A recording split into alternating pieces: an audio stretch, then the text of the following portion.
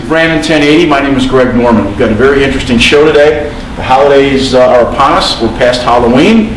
We're going to talk about the Community Christmas Toy Store with Janet Burnett. Got that right, and I'm going to make sure I say this right. Linda Ryan. Correct. And Linda is first timer with this interview, but Janet, you and I have had taking it their third year talking about I think it is. the Christmas Toy Story, so certainly welcome back. Thank you. We've had some unbelievable interviews with you and all the work that you've done. Obviously, you get a deserved pat on the back, so there's certainly something pretty terrific. I try. Just briefly, you're still involved with the toy store. Yes. Why? Because there's still a need, and I will do it as long as I can, and there is a need for it to be done. Somebody needs to do it. We need to make sure that all children have toys for Christmas. I always think of the Jerry Lewis line that says, my best time in my life will be when they put me out of business raising money for Muscular Dystrophy. That's true. He wants to get fired from that job, which is probably really true. Right. I guess let's start from the beginning and make it simple. What is, first of all, the Community Toy Store, Christmas Toy Store? Well, it's an organization. It started out many years. It was like part of Toys for Tots, and it was something that the Brandon Fire Department actually started 20, 30 odd years ago. And I actually got involved when it was part of that grouping, and I was just one of the people that handed out toys. And then eventually the OSEFT mission statement was changed that they could only do items that were necessary, food, clothing, that sort of thing. And toys were not deemed necessary items. That's amazing. Yeah, it is. I mean, you know, a child without a toy is, to me, is unbelievable. At least that time of year. Yeah, at Christmas, yes. And so we started, those of us who had been involved for a number of years, we created the Community Toys Christmas Toy Store, and we started it, and then we became a 501c3, which means that we're a nonprofit organization, and any donations that people give are tax deductible on their income taxes. Not all organizations meet that. You have to have some criteria. So we created it, and the fire department still works with us, and they support us. I can't even begin to give you the words of how much support they give, as Linda will say. They're always there for us. But that is how we got started. And when I first started, there were only maybe 50 kids that needed it. And we went from 0 to 18 years old. And there were maybe 50 kids. Last year it was over 250 children. And we only go between 0 and 12. My question then would be, is the criteria changed? And my point is, do we have kids, more kids without? Or is the criteria changed to include more kids without? The criteria really hasn't changed. Okay. It's basically, the rule is that they have to meet the federal guidelines, which deals with economics and that sort of thing. They have to be certified in order to be part of the toy store. The only change, and I'm not even sure this is a change, is that they must reside, their parents must reside within the Brandon School District. Okay. In other words, we cannot give toys to children who live in Pontiac or that, unless Pontiac, their address might be Pontiac, right, but they live in the school district. For example, we have people who mailing address is Holly, Goodrich, Clarkston, but they're part of the Brandon School District. So if people reside within the school district, they meet the financial criteria, they can come to the toy store. School boundaries rarely match governmental boundaries. Correct. For all kinds of reasons. Yes. Geography for... I remember the first time when I started teaching in Brandon, which was 1968, and the first thing that they did for all new teachers is they made us get on a bus, and they drove us around the school district, the entire school district, and we had to ride a bus. And that's when I learned how big Brandon School District was. Because I'm riding this bus and I'm thinking, are we ever going to get off these bumpy back roads we still have the bumpy back roads. Since we've got a new face, I want to ask Linda a little bit about, before we get into the operational aspects of things, your involvement in this organization and why you're here today. Well, it's so simple. I'm like Jan. I want the memories to be there for each child. No child should wake up to an empty tree. I had wonderful memories, and I want the children to have wonderful memories, and that's why I really work hard on this organization to help that happen. How long have you been with this organization? This will be my 4th Christmas. Okay. So you're kind of moving up, taking more of a leadership role this year. That's why I'm here today, I think.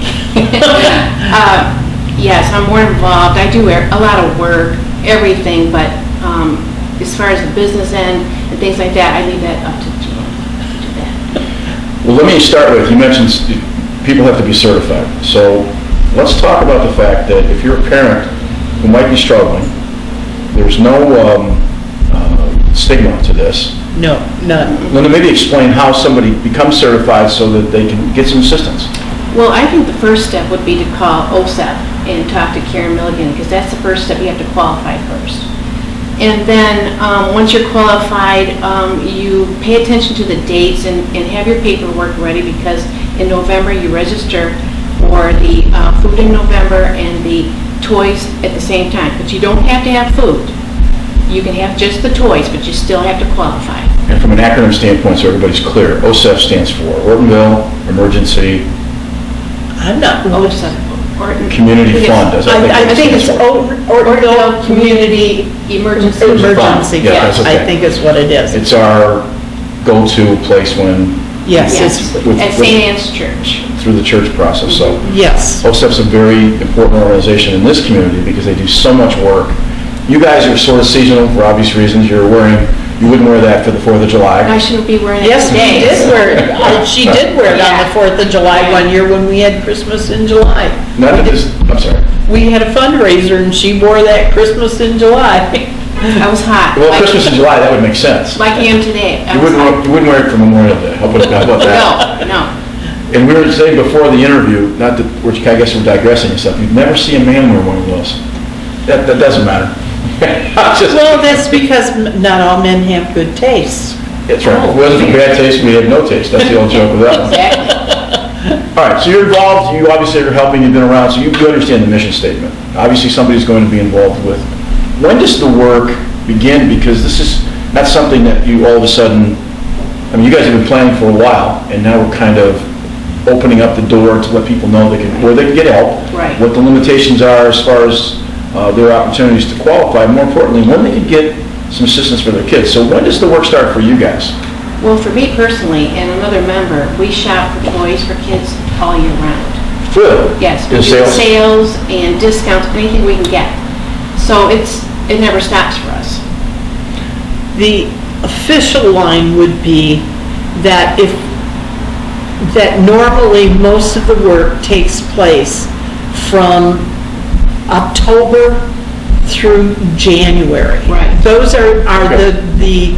that seems to be when the majority of the time is done, because we start to gear up in October, and then in November we are doing the sign-ups, and then in December we actually have the toy store. And it's not just a one-day process. You have to understand, in order to do the toy store, people are donating. The boxes will be going out within the next 2 weeks, the boxes in cash jars. And then as they come in, the 2 days prior to the toy store, and the toy store is held at St. Anne's, but the 2 days before, we're sorting toys by age, by sex. We're putting the tables up, and then we have to count all of the toys. And when we say count, that means we literally count toy 1, 2, 3, because we try to make sure that all of the children, we have kind of a balance. A lot of people give toys for children that are 3, 4, 5, 6. Those are very easy age groups to buy for. And so we could conceivably end up with having enough toys to give each child in that age range 10 toys. You know, they wouldn't be big toys, but they would be, you know, they could Something be. open. Yes, something to open. Whereas the 11 and 12-year-olds, people go, oh, what do I give an 11-year-old? What do I give a 12-year-old?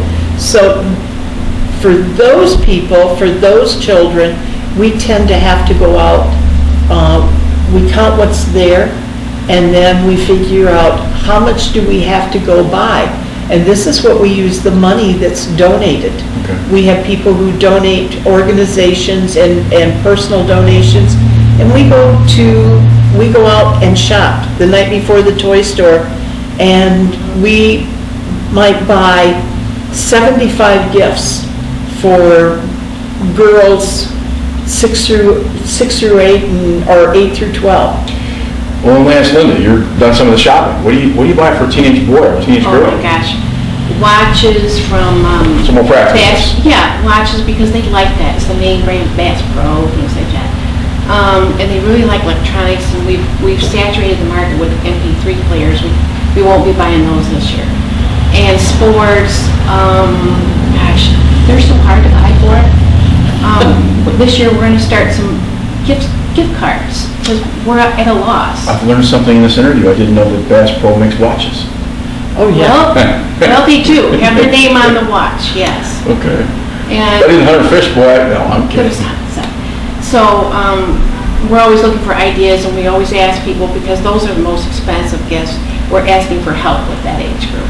We typically, I'm a volunteer, I'm a donator, I want to donate something. If I'm donating a gift, it should be, what value, what ballpark value are you looking at? We tend to, because we have a table that is what we call a stocking stuffer table. Mm-hmm. And that's where things that are a couple of dollars, you know. 5 and below.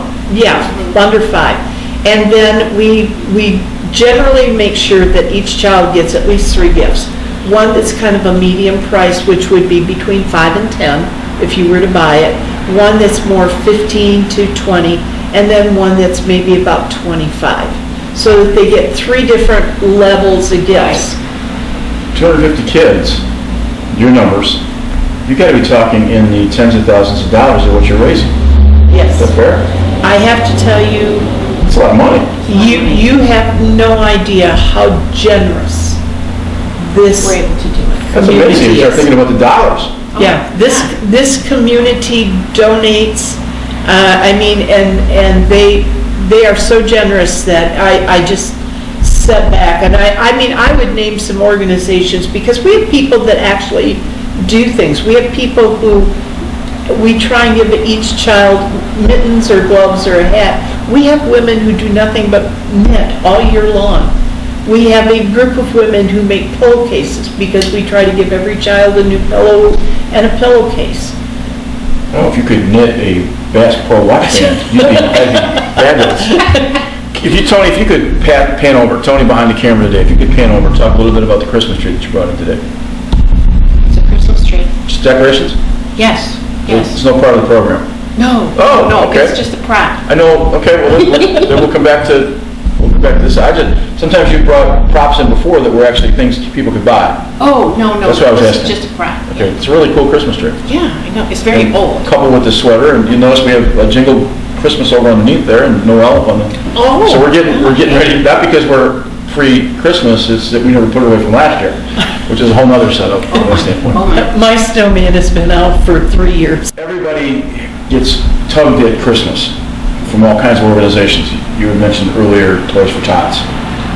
Tell me something about your program. If I'm sitting at home, why would it be your program? And maybe tell me something I don't understand about your program, or I'm not aware of your program.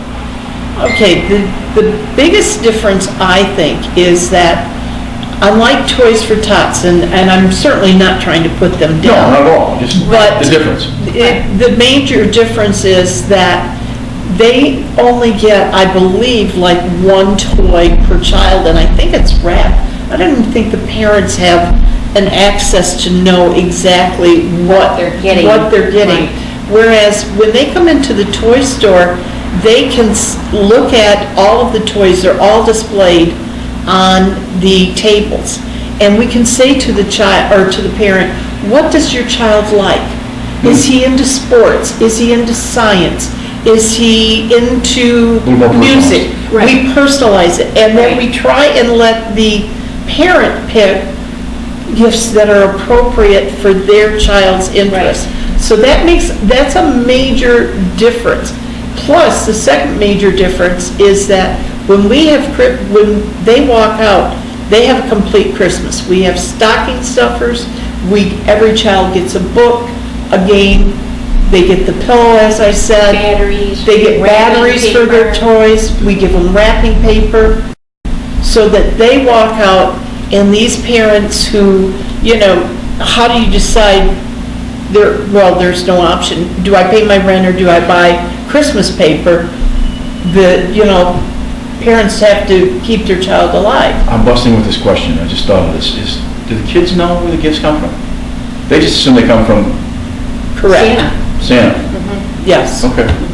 Which I is mean- even, if you think about it, is even cooler, because Keeps the magic alive. well, it does that, it also, it leaves the family in a place where they don't feel like they're, not, shame's not the word, but No. maybe. Uncomfortable. Yeah, uncomfortable. It's a very natural process at the family level, when we Right. finally get to that point. Right, We even. Which is, from a kid's standpoint, it's gotta be fantastic, sure. because they don't know the difference. Well, and we even do something like this, when the parents come in and sign up on for the Thanksgiving food, they often bring their children as they're going through the line, especially if they've got littler ones, smaller children. And what we will do is we will say, why don't you, we have somebody, and take them out in another room while we're signing and explaining the Christmas toy store. We don't even want the child Right. there. We don't want the child to realize that mom is going to be able to come back Well, to the toy store, because we do want to keep Santa I alive. mention it because I think the facet of maybe the older children, that becomes much more important than to a little more naive 7 or 8-year-old, Right. 6-year-old. Right, in a different way. 16 or 17-year-olds has got enough reason in their brains to know that Right. there's, things at home aren't what they would like them to be, and now there's some help. So it keeps everybody in the right place, which is, I think, that's what I was looking for. What was different this year with this interview? But this is kind of it. To me, it's like, we know what it is, but the idea of where you're carrying it is really pretty terrific.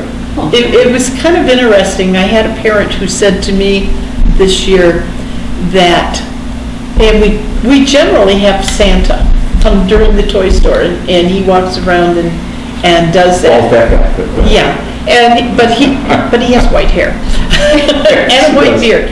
But she said to me that every year she gets her picture taken with Santa, and when she goes home, she'll say to her kids, "I saw Santa today, and he wanted to know if you were behaving." And she said, "I make sure."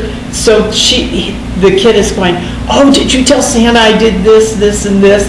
"Yes, and he thinks you'll probably get a present this year." So, I mean, she carries it on.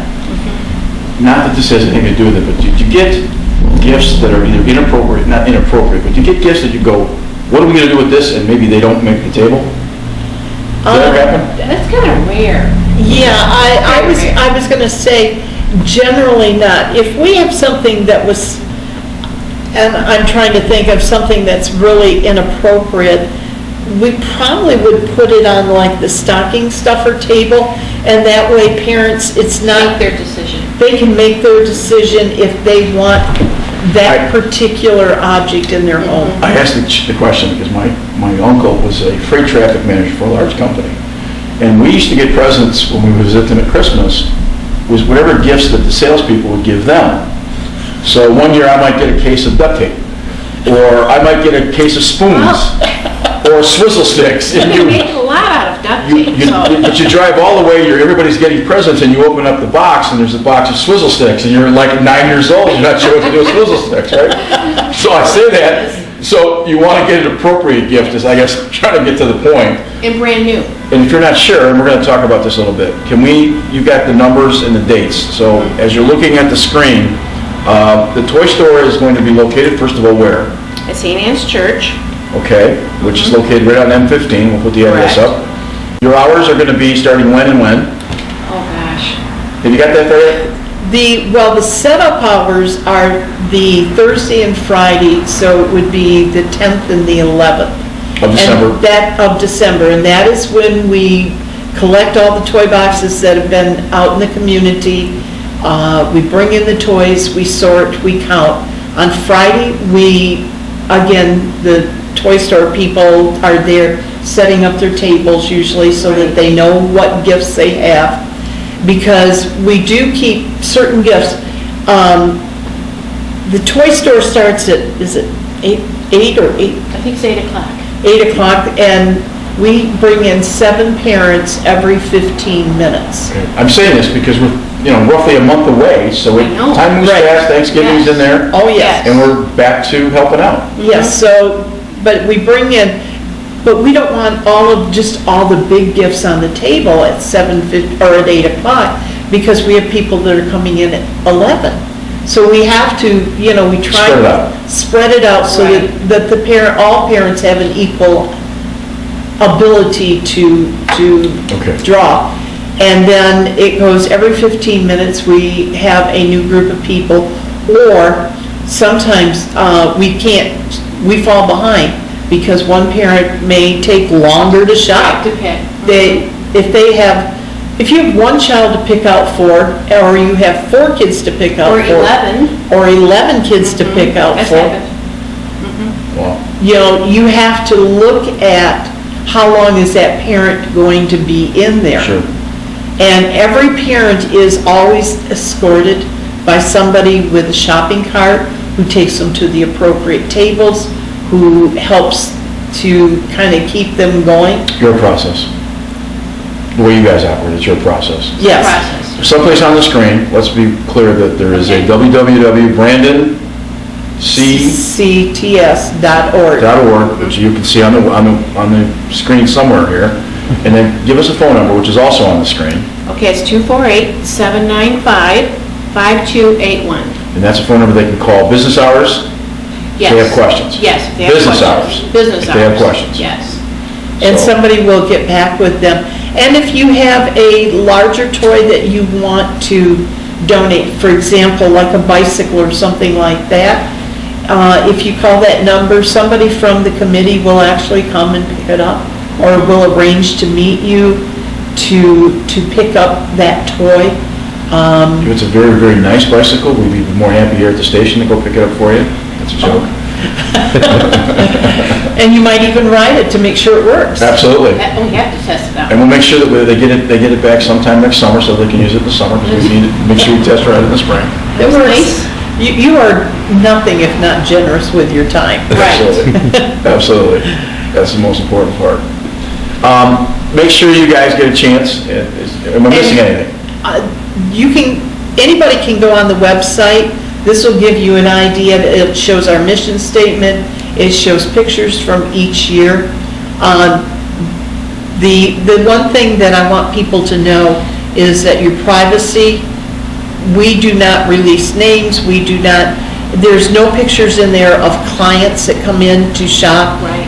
The people that you see are only the people that are the volunteers.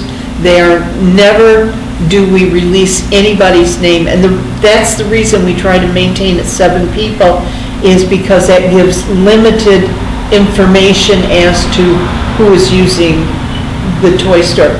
It's really nobody's business but yours, that is your need.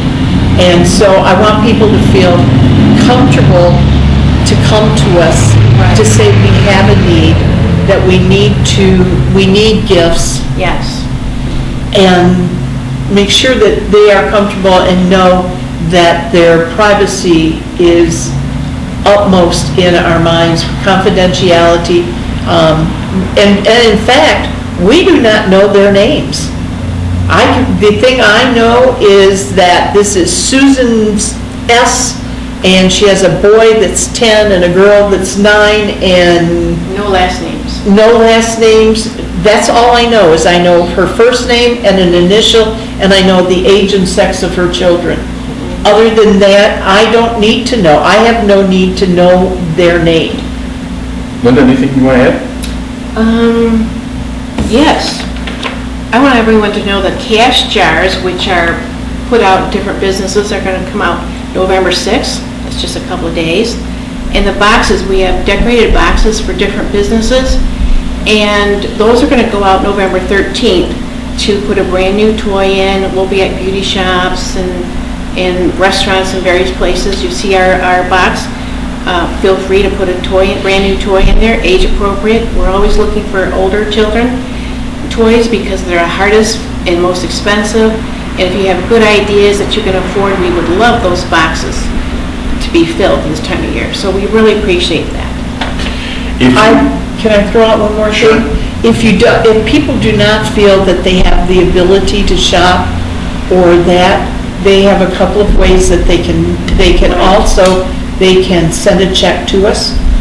We have a post office box 733 in Ortonville. We'll put that up as we speak, 733 Ortonville. 7:30. And so they can send a check to us.